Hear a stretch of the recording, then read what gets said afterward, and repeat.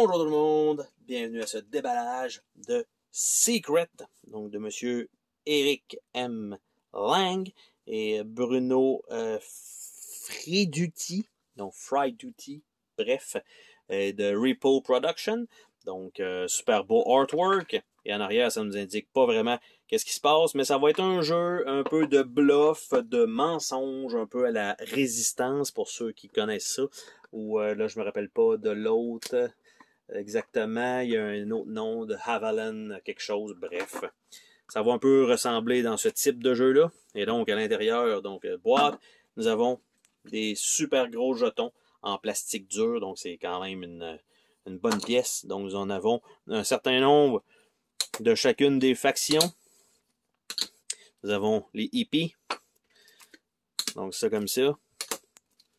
Nous avons un autre hippie ici et un autre bleu. Donc, nous avons 4 rouges, 4 bleus, 2 hippies.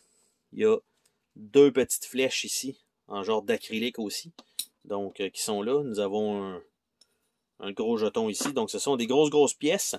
Et nous avons un format de carte, évidemment, bien sûr, complètement ridicule.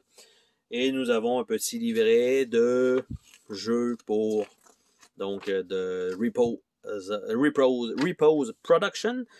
Nous avons un sac, je suppose, pour remettre les cartes à l'intérieur, ce qui fait du sens. Nous avons, j'allais dire, il manque un livret d'instructions. Nous avons un carton ici avec les personnages disponibles, qui sont, j'allais dire recto verso, mais en fait, nous avons ça comme ça avec juste des valeurs, et nous avons l'autre côté avec des symboles. Donc, il doit y avoir 2 versions du jeu, une advance puis une de base, et à l'intérieur, c'est un double tray, en fait, un double fond de boîte, et je m'attends à ce qu'il n'y ait absolument rien. On va quand même aller le valider pareil, mais normalement, ce genre de carton-là, il ne devrait pas avoir de surprise en dessous de tout ça. Eh bien non, rien du tout, tout cet effort pour rien. Pas en tout. Donc, je vais essayer de replacer ça dans la boîte. Et voilà, ceci étant fait. Donc, c'est quand même une belle boîte. Donc ça, je peux remettre ça là, ici. Nous avons le livret d'instructions ici, qui tient sur peu de pages, quand même, parce que nous avons ici les composantes. Nous avons comment faire le début de la partie, ça joue jusqu'à 8 joueurs, minimum 4 joueurs. Nous avons un tour de jeu. Nous avons l'intervention des Nations Unies. Et par la suite, ce sont les effets des cartes et la fin de la partie. Donc, extrêmement court pour les instructions. Nous allons voir donc maintenant les cartes avec un format, encore une fois, un peu particulier. Et là, c'est de la statique. Nous avons des cartes secrets. Nous avons des cartes d'aide. Nous avons d'autres cartes secrets, mais avec le personnage féminin donc du dessus, du moins de la boîte. Et nous avons donc le scientifique quelquefois, avec les symboles dans le bas. Et c'est toujours marqué 6 dans le bas. C'est peut-être pour le nombre, je vais dire le nombre qu'il y en a, mais oui, c'est le nombre qu'il y en a dans le jeu. Pour ça, nous avons les assassins qui devraient en avoir 4, ce qui est effectivement le cas. Nous avons le politicien qui en a 4. Nous avons le double agent qui en a 3. Nous avons le journaliste qui en a 4. Nous avons le détective qui en a 3. Nous avons le diplomate qui en a 3. Et nous avons le psychologue, donc, ou le psychiatre, ouais, plutôt, il y en a juste 2. Donc, nous avons ça. Les cartes d'aide indiquent les habiletés spéciales de chacun des personnages. Donc, tout est identifié là, mais il y en a juste 4 de fournis pour 8 joueurs.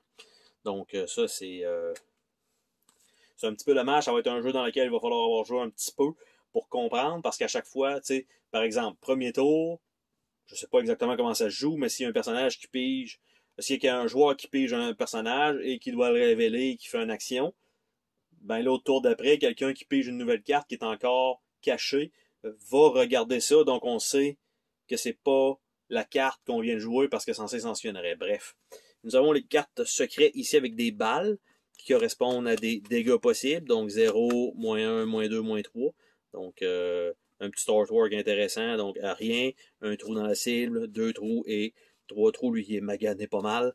Donc nous avons ça, probablement pour faire un calcul de points, parce que c'est un jeu un peu bizarre, un peu à la résistance, mais dans laquelle vous allez pouvoir faire des points. C'est l'équipe qui va avoir le plus de points qui va gagner. Vous allez pouvoir changer de faction, je vais dire allègrement et très très très souvent. C'est pas nécessairement vous qui allez décider, mais c'est ce qui va se passer dans le jeu.